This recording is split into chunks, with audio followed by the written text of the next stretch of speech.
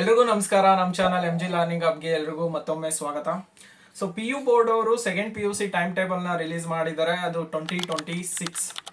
So exams start ಆಗೋದು ಮಾರ್ಚಲ್ಲಿ, but end ಆಗೋದು ಏಪ್ರಿಲಲ್ಲಿ. ಯಾಕೆಂದರೆ ಎರಡು ಸ್ಲಾಟ್ದು ಟೈಮ್ ಟೇಬಲ್ನ ರಿಲೀಸ್ ಮಾಡಿದ್ದಾರೆ ಈ ಸತಿ. ಸೊ ಫಸ್ಟ್ ಸ್ಲಾಟ್ ಬಂದು ಫೆಬ್ರವರಿಯಲ್ಲಿ ಸ್ಟಾರ್ಟ್ ಆಗುತ್ತೆ.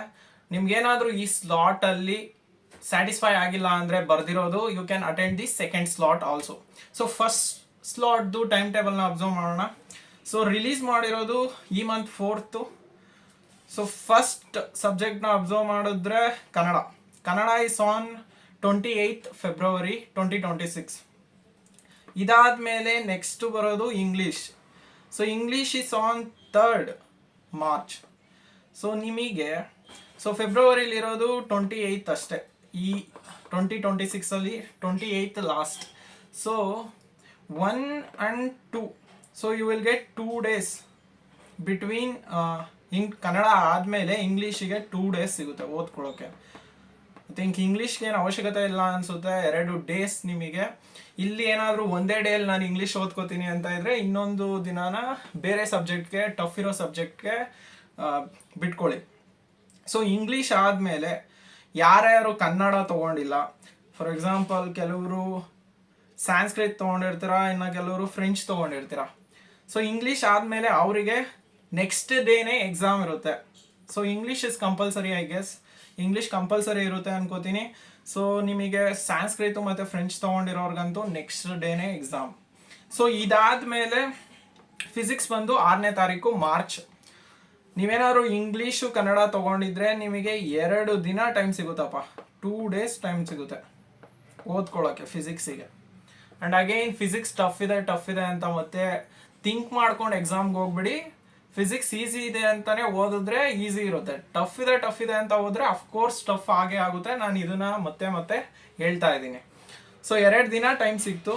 ಅದೇ ನೀವೇನಾದರೂ ಸ್ಯಾನ್ಸ್ಕ್ರಿತು ಫ್ರೆಂಚ್ ತೊಗೊಂಡಿರೋರು ಫಿಸಿಕ್ಸ್ ಎಕ್ಸಾಮ್ ಬರೆಯೋಕೆ ಹೋಗ್ತೀನಿ ಅಂದರೆ ಒಂದೇ ದಿನ ಟೈಮ್. ಸೊ ಫಿಸಿಕ್ಸ್ ಆದಮೇಲೆ next chemistry, that is on 9th. So 6ನೇ ತಾರೀಕಿಂದ 9th ಅಂದರೆ ನಿಮಗಿಲ್ಲೂ ಮತ್ತೆ 2 days ಟೈಮ್, 2 day ಟೈಮ್ ಸಿಗುತ್ತೆ ನಿಮಗೆ ಕೆಮಿಸ್ಟ್ರಿಗೂ ಮತ್ತು ಫಿಸಿಕ್ಸ್ ನಡುವೆ. Think chemistry is easy compare to physics ಅಂತ ಅನ್ಕೋತೀನಿ. ಅಲ್ಲ, ನಿಮ್ಮ ಅಭಿಪ್ರಾಯ, ನಾನು ಕೇಳಿರೋ ಮಟ್ಟಿಗೆ, ನಾನು ಸ್ಟೂಡೆಂಟ್ಸ್ ಹೇಳಿರೋ ಮಟ್ಟಿಗೆ. ಸೊ ಕೆಮಿಸ್ಟ್ರಿ ಆದ ನಂತರ ನೆಕ್ಸ್ಟ್ ಯಾವುದು? Mathematics is on 14th. So chemistry ಯಾವಾಗಿತ್ತು? 9th. ಸೊ 14th ಅಂದರೆ 10, 11, 12, 13, 4 days. ಅಬ್ಬಬ್ಬಬ್ಬ, ಲಾಟ್ರಿ. 4 ದಿನ ಗ್ಯಾಪು. ಆರಾಮಾಗಿ ಓದ್ಕೋಬೋದು. ಮ್ಯಾಥಮೆಟಿಕ್ಸ್ ಯಾರ್ಯಾರು ಟಫ್ ಐತೆ ಅಂತ ಅನ್ಕೋತಿರೋ ಆರಾಮಾಗಿ ನಿಮಗೆ ಟೈಮ್ ಸಿಗುತ್ತೆ. ಬಟ್ ಏನು ಮಾಡ್ತೀರಾ ಅಂದರೆ ಮಧ್ಯದಲ್ಲಿ ಓದ್ಕೊಳ್ಳಲ್ಲ, ಸುಮ್ಮನೆ ಲೇಸಿ ಮಾಡಿಬಿಡ್ತೀರಾ. ಆ ಥರ ಮಾಡೋಕ್ಕೆ ಹೋಗ್ಬೇಡಿ. 4 ದಿನದಲ್ಲಿ ಫ್ಯೂಚರ್ ಡಿಸೈಡ್ ಆಗುತ್ತೆ. ಮ್ಯಾಥಮೆಟಿಕ್ಸ್ ಅಲ್ಲಿ ನೀವು ಮಾರ್ಕ್ಸ್ ಎಷ್ಟು ಸ್ಕೋರ್ ಮಾಡ್ತೀರೋ ಅಷ್ಟು ಹೆಲ್ಪ್ ಆಗುತ್ತೆ ನಿಮಗೆ ಮುಂದಿನ ದಿನಗಳಲ್ಲಿ, ಇಂಜಿನಿಯರಿಂಗ್ ಅಥವಾ ಏನಾದರೂ ಬೇರೆ ಕೋರ್ಸಸ್ನ ಆಪ್ಟ್ ಮಾಡಿಕೊಂಡ್ರೆ. ಸೊ 4 ದಿನ ಟೈಮ್ ಸಿಗುತ್ತೆ, ಯುಟಿಲೈಸ್ ಮಾಡ್ಕೊಳ್ಳಿ.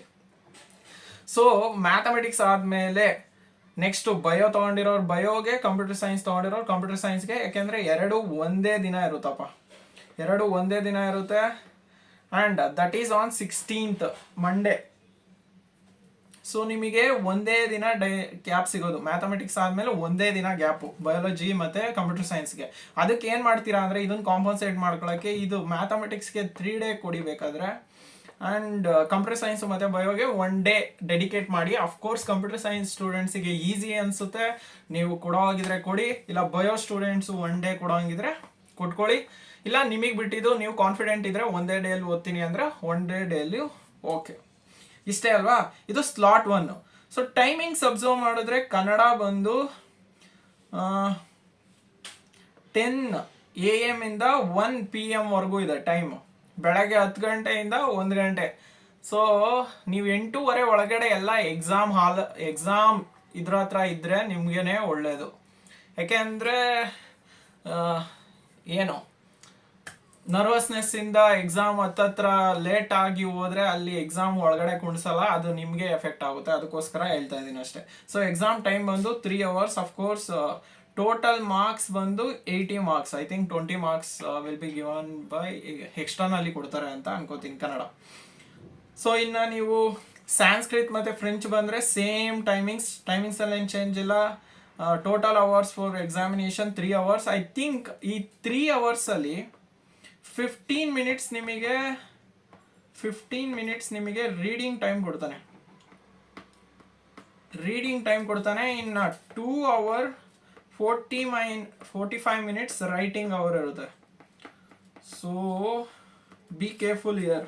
2 ಅವರ್ 45 ನಿಮಿಷ ಲ್ಯಾಂಗ್ವೇಜ್ ಏನಾದರೂ ಬರಿತೀರಾ ಅಂದರೆ ತುಂಬ ಟೈಮ್ ಬೇಕು ನಿಮಗೆ, ನೋಡ್ಕೊಂಡು ಬರೀರಿ.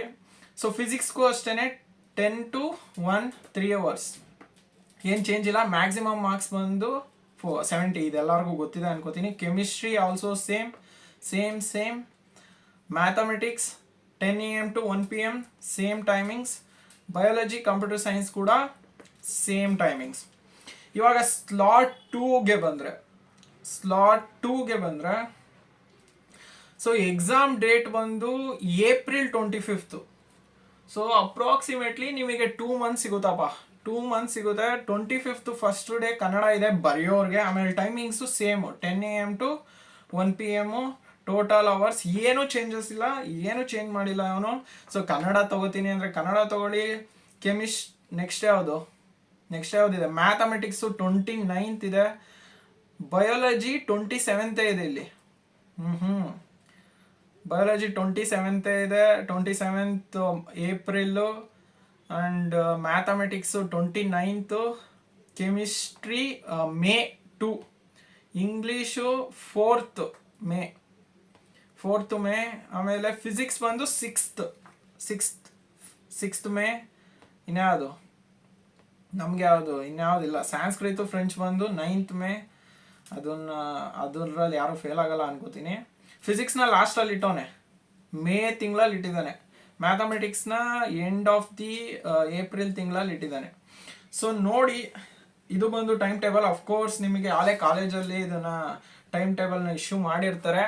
ಸೊ ನೀವು ಇವಾಗ ಇನ್ನೇನು ಮಾಡಬೇಕು ಅಂದರೆ ಇರೋವಷ್ಟು ತಿಂಗಳು ಸೀರಿಯಸ್ ಆಗಿ ಓದ್ಕೋಬೇಕು. ಅಫ್ಕೋರ್ಸ್ PU ಎಕ್ಸಾಮ್ಗೆ ಏನು ಅಷ್ಟೊಂದು ಕಷ್ಟ ಆಗಲ್ಲ ಅಂತ ಅನ್ಕೋತೀನಿ. KCET you have to concentrate.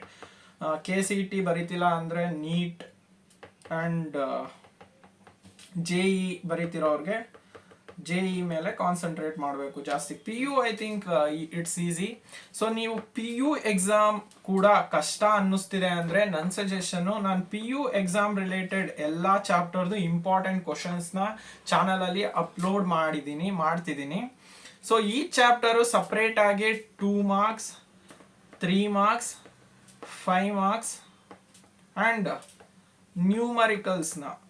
Numericals ಈ ಚಾಪ್ಟರ್ ಸೆಕೆಂಡ್ PU ಯಾವುದು